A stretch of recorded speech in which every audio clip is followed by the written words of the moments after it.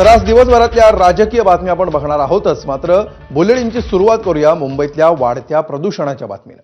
गेल्या काही दिवसांमध्ये मुंबईची हवा वाईट श्रेणीमध्ये नोंदवली गेली आहे। त्यामुळे मुंबई उच्च न्यायालयाने प्रशासनावर संताप व्यक्त केला होता। त्यानंतर आता मुंबईतल्या वाढत्या वायू प्रदूषणावर तोडगा काढण्यासाठी मुंबई उच्च न्यायालयाकडून 5 जणांची समिती गठीत करण्यात आली आहे। या समितीमध्ये पालिका, महाराष्ट्र प्रदूषण नियंत्रण मंडळ, सार्वजनिक आरोग्य विभाग तसंच याचिकाकर्ते यांचा समावेश असणार आहे। ही समिती बांधकामाच्या ठिकाणांची पाहणी करून मार्गदर्शक तत्वांचं पालन होतंय का याचा अहवाल सादर करणार आहे। तर याबाबत पुढील सुनावणी 15 डिसेंबरला होईल।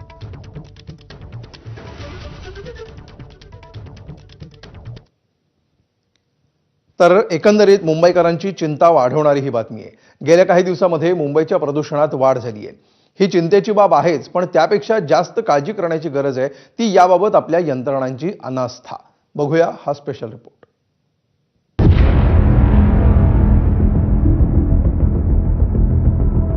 मुंबईत प्रदूषणाला ज्वालामुखी जबाबदार। इथिओपियाच्या राखेने खराब केली हवा। इथिओपिया या दूरवरच्या देशात सोमवारी एका ज्वालामुखीचा स्फोट झाला। मग त्यातून उठलेला एक मोठा राखेचा ढग जगप्रवासाला निघाला। गुजरात मार्गे भारतात शिरलेला हा ढग एव्हाना चीनला निघूनही गेलाय। पण मुंबईची हवा खराब होण्यास हा ढग कारणीभूत आहे म्हणे। असं आम्ही नाही तर राज्य सरकारने सांगितलंय, ते देखील हायकोर्टात। मुंबईची हवा दिवसेंदिवस खराब होत असताना 2023 साली दाखल झालेल्या याचिकेवर गुरुवारी सुनावणी झाली। त्यावेळी सरकारी वकील ज्योती चव्हाण म्हणाल्या, इथिओपिया इथे ज्वालामुखीचा उद्रेक झालाय, तिथली राख हवेत मिसळली आहे, त्याने मुंबईत गेल्या 2 दिवसांपासून प्रदूषण वाढलंय। त्यांच्या या दाव्याने तुम्हाला जसा धक्का बसला असेल तसाच कोर्टानेही तो अमान्य केलाय। असं काही नाही, काही दिवस आधीपासूनच मुंबईत हवेचं प्रदूषण आहे, 500 मीटरच्या पुढचं दिसत नाही अशी स्थिती आहे।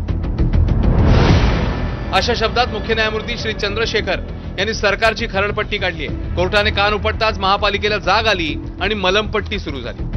प्रदूषणाला जबाबदार 53 बांधकामांना तातडीने काम थांबवण्याचे आदेश देण्यात आले। 5 ऑक्टोबर 2024 रोजी काढण्यात आलेल्या 28 मार्गदर्शक तत्वांची अंमलबजावणी करण्याचे आदेश अतिरिक्त आयुक्त अश्विनी जोशी यांनी दिले। धूळ जमिनीवर बसवण्यासाठी पाण्याचे फवारे मारणाऱ्या गाड्या शहरात फिरू लागल्या। 3 दिवस डीप क्लिनिंग ड्राईव्ह राबवण्याचंही महापालिकेने जाहीर केलंय। प्रदूषण नियंत्रणावर आता 95 भरारी पथकं लक्ष ठेवणार आहेत। शहरात एअर क्वालिटी इंडेक्स म्हणजेच AQI मॉनिटरिंग मशीन जागोजागी बसवली जाणार आहे। मात्र महापालिकेच्या या उपाययोजनांनी हायकोर्टाचं समाधान झालेलं नाहीये। शुक्रवारी झालेल्या सुनावणीत न्यायमूर्ती चंद्रशेखर आणि न्यायमूर्ती गौतम अनखड यांच्या खंडपीठाने 5 जणांची समिती गठीत केली। या समितीत महापालिका, प्रदूषण नियंत्रण मंडळ, आरोग्य विभाग आणि याचिकाकर्त्यांचा समावेश आहे। ही समिती बांधकामावेळी मार्गदर्शक तत्वांचं पालन होतंय की नाही हे बघून त्याचा अहवाल न्यायालयाला देईल। मुंबईच्या प्रदूषणावर राजकीय नेत्यांनीही चिंता व्यक्त केली आहे। याला राज्य सरकारच जबाबदार असल्याचं ठाकरेंच्या शिवसेनेचे पक्षप्रमुख उद्धव ठाकरे म्हणाले। मुंबईमध्ये गेले 2-3 वर्ष प्रदूषणाची पातळी फार मोठ्या प्रमाणात वाढलेली आहे।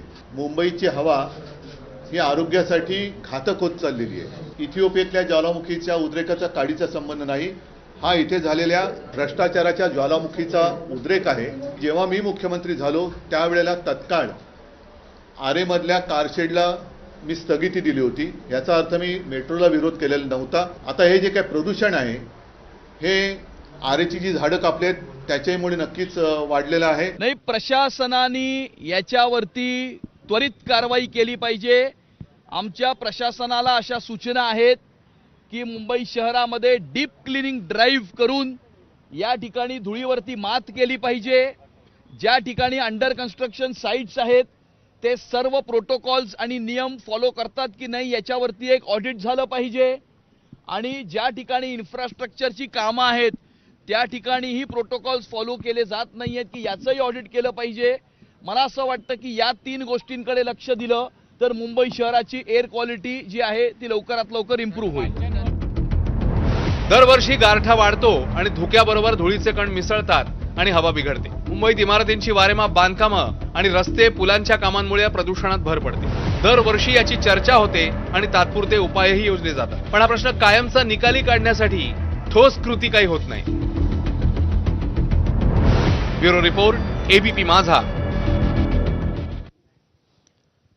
पुढची बातमी राजकीय वर्तुळातून। अवघ्या महाराष्ट्राचं लक्ष ज्या युतीकडे लागलं होतं ती म्हणजे ठाकरे बंधूंची युती।